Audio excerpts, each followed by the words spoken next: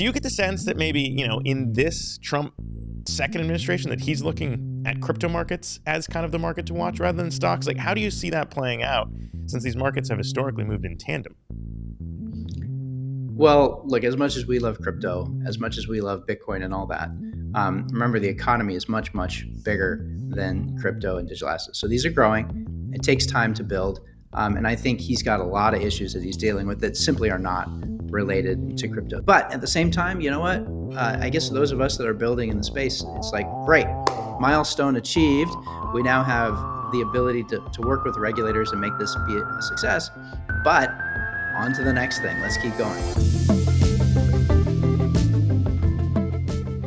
Today's episode is brought to you by Stacks. Bitcoin's trillion-dollar potential is untapped. Stacks unlocks it. Convert BTC to SBTC and earn up to 5% APY in Bitcoin. No custodians, just trustless DeFi. Your Bitcoin working harder. Bet on Bitcoin's future now. Welcome, everybody, into another episode of Coinage here today as we are watching all kinds of things play out before our eyes, including where Bitcoin's trading as developments are happening literally minute by minute on the tariff front. Macro markets showing signs of weakness, crypto markets showing signs of weakness. So very excited to have on the show today someone who's been inside the room where all these things have been going on. Just a few weeks ago, he was standing next to that FIFA World Cup trophy and sandwiched by the Winklevoss twins at the Crypto White House Summit. Very happy to have back on the show with us the CEO of BitGo, Mike Belshe, on Coinage. Mike, good to see you, man. Always good to see you, Zach. How are you? I wish I could say I was doing better, but crazy things are going on now. And so I think there are a lot of questions in the market, and perhaps understandably so. So first, I just kind of want to check in with you, Mike, in terms of what your expectations are with where we're at. It's not that crazy. You step back to kind of where we were at the White House Summit. I think we were like 86 on Bitcoin. Now we're at 77? So it's not that crazy. But how does Mike feel? Well, I mean, overall, I feel really pretty good about the crypto markets. I think, where we are today versus where we were, 5 months ago, we finally have regulators that are engaging, that are ready to move the ball down the field in terms of figuring out what's the right way to deal with digital assets, whether you're talking about, what's a security, what's not a security, how do stablecoins play into it, how do you trade it, how do you build market structure? I mean, these are conversations that were just all stalled out. So the fact that they're not stalled out anymore, I mean, is phenomenal. And then, the markets being where they're at, I think it's mostly not related to crypto, right? Obviously, there's tremendous volatility. VIX has been, the volatility index has been up and down quite a bit in the last week. I think nobody really knows what to make of that. It doesn't happen very often that we see this kind of volatility in the markets, but that's going to happen regardless of where crypto's at. So, look, I think crypto's in a good place to springboard. Obviously, we got to work through some of these issues that are happening on the global economic stage. As that happens, though, I guess, and you're right. I mean, for me, too, watching everything that just played out last week or the week before on the stablecoin front, which we'll get into because you guys are also working on USD1 and some of that, I think it is interesting to kind of think about where we are in terms of catalyst versus risk, right? And kind of perhaps if you think so, Mike, I mean, you've been in this space for a really long time, and there are a lot of people saying at some point there might come a day where Bitcoin breaks from being a risk asset and really does start to play its role as kind of this hedge against risk. And historically, that hasn't necessarily played out because as stocks decline, Bitcoin's price also goes down. But now increasingly, even yesterday, last night, I don't know if you were watching it, but as the 10-year was, the yield on the 10-year was surging as markets were getting crushed, which normally doesn't happen. There's a lot of weird things happening right now. So when you think about the evolution of where crypto's at now, how real are some of those changes to you in terms of the evolution of Bitcoin and maybe to a lesser extent, the rest of crypto? Well, look, I think there's a couple of competing things that are going on right now. People are trying to read it towards how it's going to impact Bitcoin and digital assets. One is that eventually, the U.S. fails to really contain the spending, and then at that point, we end up with another version of QE, and maybe then Bitcoin kind of takes off. So that's all on this prescribed theory that where Bitcoin really sees growth is when cash is flowing very well in our ecosystem. And whether that will happen exactly or not, there's a lot of people kind of watching that. Now, there's this new thing that's happening, which is due to tariffs. What's going on with the long-term bonds, and all of a sudden we're wondering, like, is there a glut of uh, excess bonds being put onto the market by somebody or not? We're not really exactly sure what's going on there yet. Is it just fears over tariffs? Is it the basis trade on treasuries that's starting to unwind? I've seen all of these theories, and those are not really related to crypto. But if we are in that process of having a lot of bonds move onto the market, it's not clear that you're going to see a Fed rate cut, which some of the other folks looking for Bitcoin to just go up are looking for. From my view, look, we've been in this for 12 years, I guess, or so now, and digital assets just continue to make progress. It's slow. The biggest inhibitor over the last 5 years has absolutely been that the regulators just weren't engaging in conversation. At the beginning of that 5 year period, if they had just started the process of figuring out how digital assets are going to play in markets, it would have been fine. It's okay that it takes a few years to sort out. But in the more recent years, where it's just completely stalled and they're working negatively against us, it causes everybody to put the brakes on digital assets. Those brakes are off now. Everybody's working on it. So what's going to happen in the macro market will happen no matter what. But we're now making progress on everything digital. So, look, I start with the belief, and a lot of people are increasingly believing this, that everything moves to digital assets, equities, bonds. Of course, we got the digital assets themselves. Of course, we've got the DeFi products. We got the stablecoin products. I start with that thesis, and I think we get there. Now, whether we get there in 2025, 2030, 2035, actually, that I don't care about as much. So the long-term perspective is super bright, and the fact that these conversations are happening in the US was a pivotal thing that had to happen in order for us to get to the next level. I would agree. I think I understand kind of where the crypto industry, and you've been a loud voice in terms of kind of representing people saying that, look, this needs to change. And you were there probably ahead of a lot of people, if I'm remembering correctly, maybe even ahead of where Brian Armstrong was in terms of getting on board with, hey, look, this is kind of a binary outcome in Washington, D.C. this election cycle is crypto's got to show up. And so you were there. I do wonder, and I mean, we can get into kind of those catalysts, but before we kind of fully shift into the positive that I hope comes later in the year, we're still dealing with this chop right now. And we just heard from Secretary of the Treasury, Scott Bessent, talking this morning about what you just hinted at in terms of what's really going on. Is it China dumping treasuries? Is it a hedge fund that might have blown up? What's happening there? And kind of this negotiation tactics that's happening from Trump. And I know you know him, so I just want to play what we heard from Treasury Secretary Bessent this morning on Fox Business, and then get your take on the other side to kind of think about what levers are still there. Here's what we heard this morning. Take a listen. I think it's unfortunate that the Chinese actually don't want to come and negotiate, because they are the worst offenders in the international trading system. They have the most imbalanced economy in the history of the modern world, and I can tell you that this escalation is a loser for them. That they have some very smart, the economists, the academicians, technocrats within their bureaucracy, and they would be telling the leadership that we do not have the edge here. They are the surplus country, that their exports to the U.S. are 5 times our exports to China. So they can raise their tariffs, but so what? Kind of the so what there, Mike, being that, look, this was what we were going to get. We were going to get Trump v. Powell in this kind of war versus China. And, Trump doesn't control interest rates directly, but there are certainly things he can do to get Powell to move. And we're kind of seeing that play out right now. And like you said, generally, if interest rates go down, very positive for the crypto world. However, in all this is the risk that, and you've seen them before, you could have somewhat of a market blow up that was unforeseen. And maybe that's still part of Trump's playbook. But kind of, has your confidence at all shaken in terms of being an early supporter to push Trump into the White House? How are you feeling as someone who's been there in the White House as this goes on? Well, look, I mean, I don't think very many people are revisiting the decision that we had. We had a decision of, did you want Harris or did you want Trump? And it's completely clear. Of course, Trump is still better. Now, we're in this tariff land that I'm not an expert enough to know exactly how this is going to sort out. It's definitely something you look at and you wonder what's going to shake out of it. Overall, in terms of the crypto markets, I still think we're way better off, and that was my number one goal, kind of over the last year.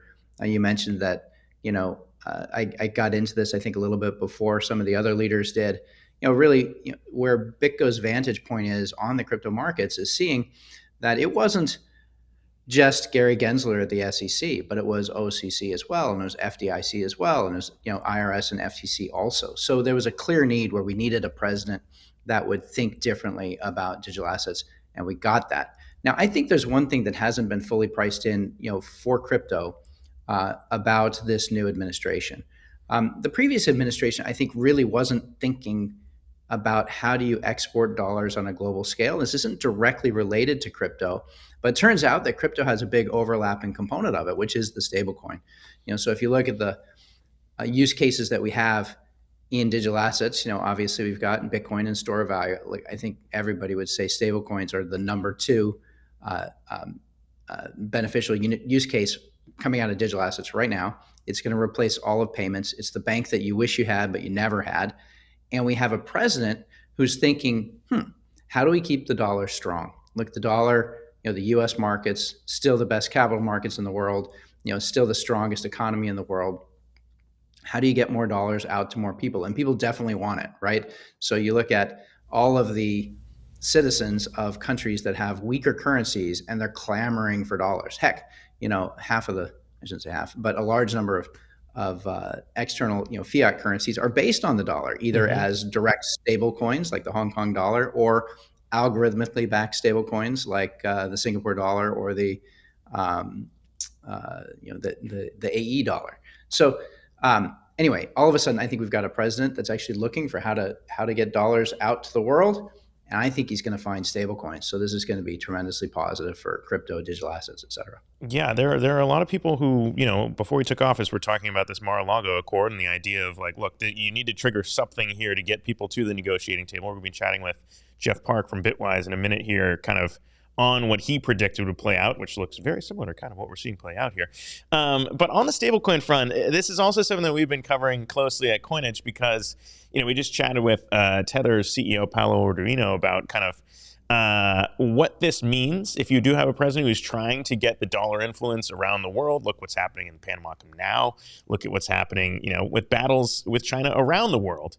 And the idea of getting people on the ground using dollars, Trump's a populist. And so the idea of people using dollars versus whatever China might be trying to launch is a very interesting question. I guess one thing that even some of our readers pointed out to me, Mike, is that there's a big difference between kind of the short-term treasuries or bills that are backing some of these stable coins, which, as I said off the top, you guys are going to be helping with USD1, World Liberty Financial stablecoin, as well.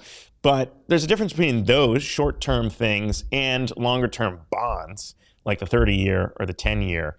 And so I wonder if there's like other financial plumbing that you've kind of seen as you work through stablecoins now, as you guys are about to work with World Liberty Financial on USD1, that maybe comes to mind in that battle, to have the dollar used by people around the world, but also what it means for traditional markets. If you're talking about the backing of like what goes into stablecoins, I mean, stablecoins are intended to be one-to-one backed by dollars, and you want to be ready for a complete run on the stablecoin at any point in time. So you're using short-term duration, T-bills and equivalents, treasury equivalents, and stablecoins are going to turn out to be a fantastic thing there. Now, because of tinkering with the U.S. dollar and the markets over the last decade, we had this yield curve inversion where short-term bonds were getting a much larger rate than longer-term bonds, and this is what led to crises at SVB and others that mismanaged this process. And banks have a special, which is that they're allowed to have these hold to maturity assets on their balance sheet, which are pseudo liquid, right? That is, it could be a long-term T-bill that's not going to come due for 10 years, and you're stuck at a 1.5% interest rate.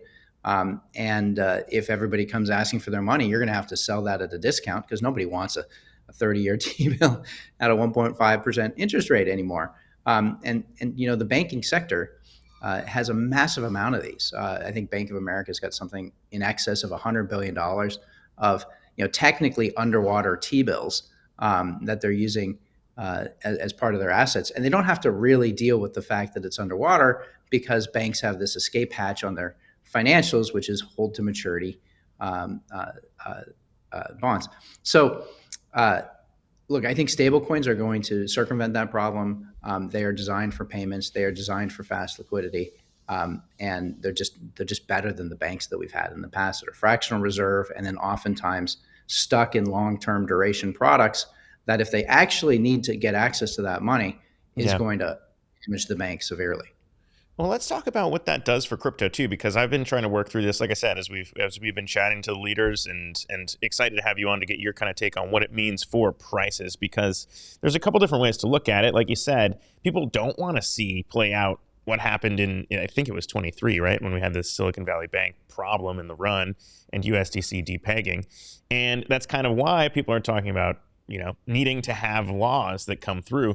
We just put out a piece where Democrats and Republicans were going through the markup on the Stable Act in the House, talking about exactly what you're talking about, where how do we prevent another stablecoin depeg? And Democrats are making the point that, look, the rules are going to be the same as what kind of happened with SVB, is that potentially you could have problems. And so I guess in terms of that, again, the problem there was they had their money in a bank and the bank almost collapsed. Exactly. The problem is the banks. Yes, well, that's my point. Yes. So the stablecoin has to keep $1-to-$1, and they can do that in a couple of forms. You can do it with bank deposits, you can do it with repo markets, and you can do it with T-bills. Those are the three things that you can do. The banks are, fractional reserve. So when you have dollars at a bank, that means you don't actually have access to that liquidity when you need it, and you are dependent upon the good management of that bank. It turns out those banks aren't that great at managing money. They fail from time to time. Yes. So, this is where I said earlier, like, the stablecoin is the bank you wish you had but never had. The stablecoin is the bank that actually keeps 1-to-1 all of your money, and it gives you a risk-free rate, which is somewhere near 4%, whereas your bank is giving you like 0.2%. Why is it that a bank is allowed to give you 0.2% when the risk-free rate itself is near 4%? Well, that's what I think is interesting about the stablecoins, is because we saw the pushback in terms of eliminating yield and the idea of yield being something that stablecoin issuers could offer. And it seems like that's probably where the stablecoin. Are you hearing differently in terms of like maybe potentially that not being the case? Oh, this is going to be a big fight. This is going to be a big fight. Look, this is where I think what we got from this new administration is so much better than what we had hoped for. Like, we really just wanted to get level-handed regulators that would give us a fair shake and start building the right regulation to manage digital assets in a number of ways. But not only did we get that, we got regulators across the board. Paul Atkins is just getting confirmed now, Jonathan Gold for the OCC. Down the line, like, everybody's understanding and trying to figure out how to bring digital assets into regulation in a good way. But then there's one other thing we got, which is we got a president that's actually thinking about, like, can I use digital assets to help export dollars in a way that benefits America? And that's a big difference. So the banking lobby is worried that stablecoins returning interest back to retail would disrupt their business. And if you dial back the clock to the beginning of money market funds, like early 1970s-ish, the same type of fear existed then. People said, oh, if we allow these money market funds, which, look kind of like a bank deposit, but they're not, and they're returning interest rates that are far in excess of what the banks do, then there's going to be a run on the bank and everybody moves to money market funds. Look, that didn't happen. People don't just move all their money overnight in a tragic way. But the banks are very worried about getting less deposits due to stablecoins. But I think the banks should be a little bit more worried about stablecoins than they were about money markets, because stablecoins are not only 100% reserved, can potentially give you 4% instead of just 0.2%. On top of that, they are 24/7 payment systems that work globally better than the banks have ever been able to do it. Yeah. And if you look at the payment apps that banks are working with, banks are just too damn slow. They don't work very well. And this is why we have Cash App. It's why we have Venmo. It's why we have PayPal. It's Well, why we have I'll concede all those points. I think they're all, and specifically for people outside the U.S., I think that's something that's kind of been lost, and something that we've covered is that stablecoins outside the U.S. matter a lot to people who are suffering in countries that have capital controls and can't access dollars. So I think that's been a huge unlock for people in Argentina and other countries. But when it comes to, I guess we'll put the fears of a bank, because like you said, if stablecoin issuers are holding this money in a bank, and of course, that's maybe not always the case in terms of kind of how this goes. And I'm sure we'll hear from you about USD1. If the bank goes down, stablecoin issuers, like we saw with Circle, potentially run into problems. But it sounds like you're saying that, and this has been my big question, is that you are right. The stablecoin bill has never been, it hasn't gotten this close before. We're actually probably going to see it happen in a few weeks. But it's been something that people have been wanting for years, and now finally getting done, I think, is a good sign. But it's not everything that crypto wanted. And so how do you see that playing out? Is it going to be incremental passage and then bring it up and get it done? Or how do you see those things playing out throughout the year? Because it doesn't sound like interest-bearing stablecoins are on the table. But what do you know? What does Mike Belshe know that I don't? The stablecoin bill, I don't think, is going to get approval for interest-bearing all the way back down to retail. Yes. But we're on the right side of history here, man. It's your money. You deserve the interest back on your money. So it's going to happen. And it's just a matter of time. And if it doesn't happen directly in the US, it'll happen through other means or other vehicles. It's coming. So I think, look, you have to start with getting regulation in play. Mm-hmm. And we didn't have that before. So there are questions about whether you can use this. Now that question's eliminated, right? So all of the major players can start to get comfort around how do they use these, and they can now go to the next level of diligence, which is do I like the way the treasury behind the stablecoin is being managed?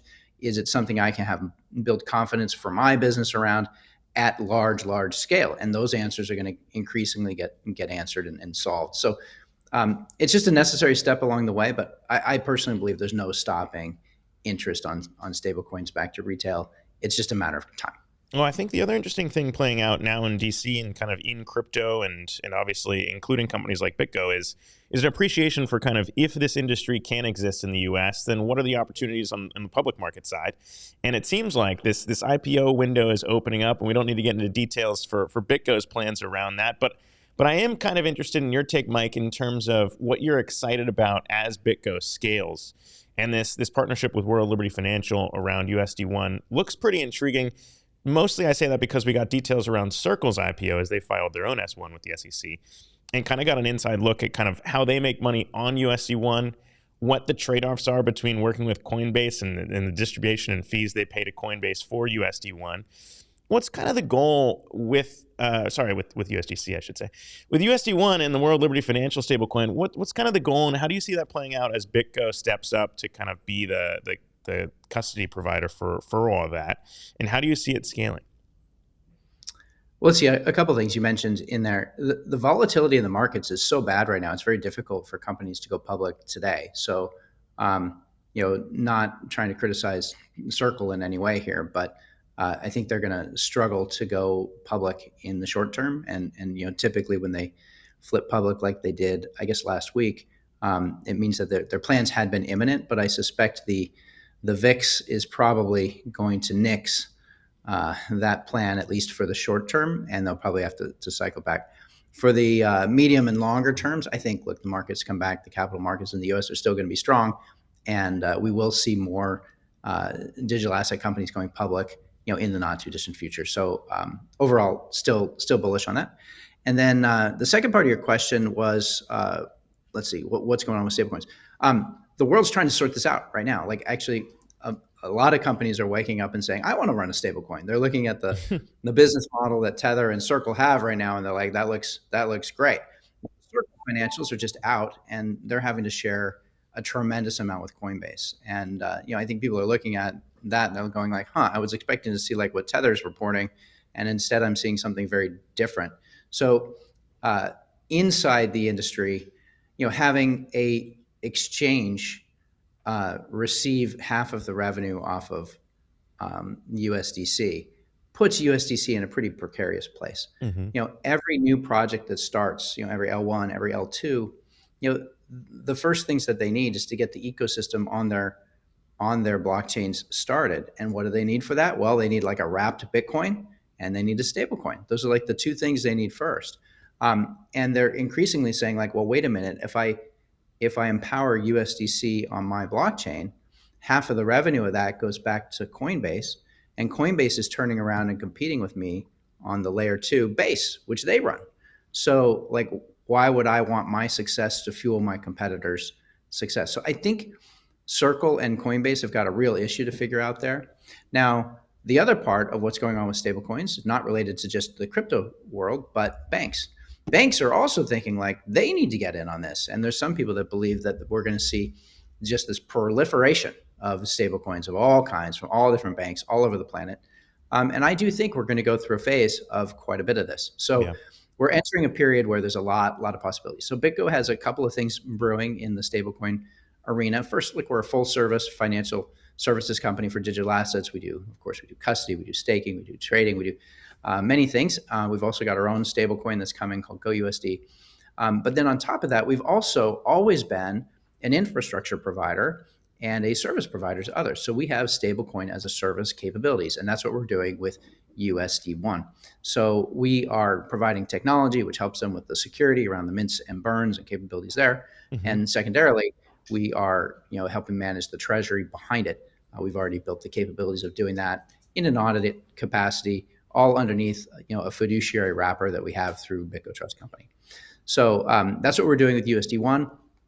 I think USD1 has tremendous reach and potential in terms of building up their stablecoin, and it's pretty exciting. The people that they're bringing to the table are first class and really opening up the space.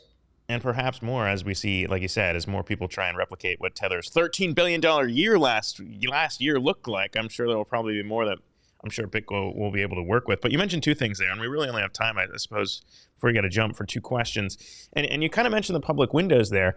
I do wonder, and I'd be curious again, as someone who kind of backed this before a lot of other people, if there is maybe amongst the group that was there at the White House Summit, and I don't know if there's group chat or not, maybe Signal chat. If there is one, is there kind of like a, hey, what the hell? We had pushed so hard and we got this done. Now that you're hearing Secretary Bessent kind of talk about like, look, the markets have been there. They've enjoyed a hell of a run, but now it's Main Street's time. I do wonder if there's fears that maybe the Trump administration is underestimating the amount of the amount of crypto that Main Street holds. Like I know a lot of people who are like, the stock market didn't work out for me. These are like blue collar people. Stock market didn't work out for me. I'm in crypto and crypto's where it's at. Do you get the sense that maybe, in this Trump second administration that he's looking at crypto markets as kind of the market to watch rather than stocks? Like, how do you see that playing out since these markets have historically moved in tandem? Well, look, as much as we love crypto, as much as we love Bitcoin and all that, remember the economy is much, much bigger than crypto and digital assets. So these are growing. It takes time to build. And I think he's got a lot of issues that he's dealing with that simply are not related to crypto. So I think he's done exactly what he needs to do, which is, crypto and digital assets are the innovation edge of money. We are going to change everything in the financial system. We are living on legacy systems that were designed before we even had computers. And we can completely upend this in a way that's positive for all kinds of finance, not just in America, but globally. We can figure out how to connect the global financial system in a way that's actually efficient, unlike the current system, which, try connecting, money between America and, pick your favorite country from China to the UK. It's very difficult. So he's laid the possibility for us to go figure out those problems now because we have open regulators that are going to work on this with us. Now, at the same time, there's a lot going on. In the broader markets, will Bitcoin decouple from the stock market and start to be an uncorrelated asset class? This is something that many people hope we start to see. Mm-hmm. The primary theory behind this has been like, hey, the U.S. is going to keep printing too much money, and because they keep printing too much money, these things will decouple. There's another part of what the administration is doing, which is Doge, which is all about saving money. So they're saying that they're going to cut $1 trillion in spend. They're going to add $1 trillion of revenue by way of tariffs and balance the budget through that. Look, there's a lot of speculation as to how well that's going to work or not. You can't argue with like the logic of trying to accomplish that. Whether they've got a viable plan for it, we don't quite know. But if they do achieve it, it does mean that they're going to show that the U.S. is capable of starting to turn the tide the other way in terms of our overall money printer. And that makes it so that we don't get as much kind of cash coming in, which is the easy, quick path. That's what I've always kind of wondered about too, though, because it's almost like, and I've heard conflicting takes on this from people in crypto. Is that kind of like, and Arthur Hayes might be the perfect example of this in terms of like, we want money printer because when money printer happens, Bitcoin go up because that's like why we're in crypto and why Bitcoin matters. But then it's also like, well, I don't know, because how does that fit into let's figure that out, else? right? So if we have massive runaway inflation on the US dollar, then of course the price of everything goes up. And then of course the price of Bitcoin goes up relative to the dollar. But if it costs $1 million to buy a loaf of bread, and so your Bitcoin is now trading at, I don't know, $10 billion per coin or something, did you really win here, right? If all it is that Bitcoin went up with inflation, then that is not by itself a win. Where Bitcoin becomes a win is when people start to use it as a store of value that they actually use for international components and other things. And this is happening as well, but this is always going to be slower. It's going to take more time. And it's the way to win that you want it to win, because that's where you start to see like there's real value, there's real accumulation of the coin because it's useful in some way, rather than the price just went up because inflation went through the roof. That's a very good point. And I guess we'll end with this, Mike, because we have you on. And like I said, you've been a calm voice throughout my years of doing this. You've been a coinage NFT holder, by the way, so thank you. And just the idea of what's it like, by the way, to go from one administration to the next, to be in the room, to be at the White House, to go through all that. What was it like for Mike Belshe himself as you're sitting there being like, oh, man, this industry almost died. Now here we are. Like, what has it been like for you? Well, first off, I never thought the industry almost died, so I wouldn't. They can't kill us. They can't kill us. Yeah, look, it's an honor and it's exciting to be out at the White House and having these discussions and having an administration that's saying, yes, you guys were unfairly targeted, and we're not going to have that happen anymore. So that's pretty exciting. I think it was Howard Lutnick that in the room, he said to everybody, you guys should take a moment and celebrate and like really think about the accomplishment that's here. And I think to some degree, the people in the room are like, yeah, we appreciate that. It's a good statement. I like Howard a lot. He's always, really energetic and provides a really positive vibe. But at the same time, you know what? I guess those of us that are building in the space, it's like, great, milestone achieved. We now have the ability to work with regulators and make this be a success. But on to the next thing. Let's keep going. We got a lot more road to hoe here before we're done. And now we get to go to that next phase. So I think most people in the room are like, let's keep building. Let's keep going. Well, it's been exciting to watch from afar. And, we'll be heading down to DC ourselves to talk about being a DAO co-op registered here in the U.S. as coinage. And so I don't know, man. It's a very interesting time for our industry. And obviously, again, you guys at BitGo have been kind of leading the way for a really long time when it comes to the infrastructure pieces needed to even have this industry be here. So our thanks to you for joining us today, Mike. And it's good to see you again. Hope to have you back again soon. Congrats on everything, Zach. Thanks, Mike. Appreciate that, man.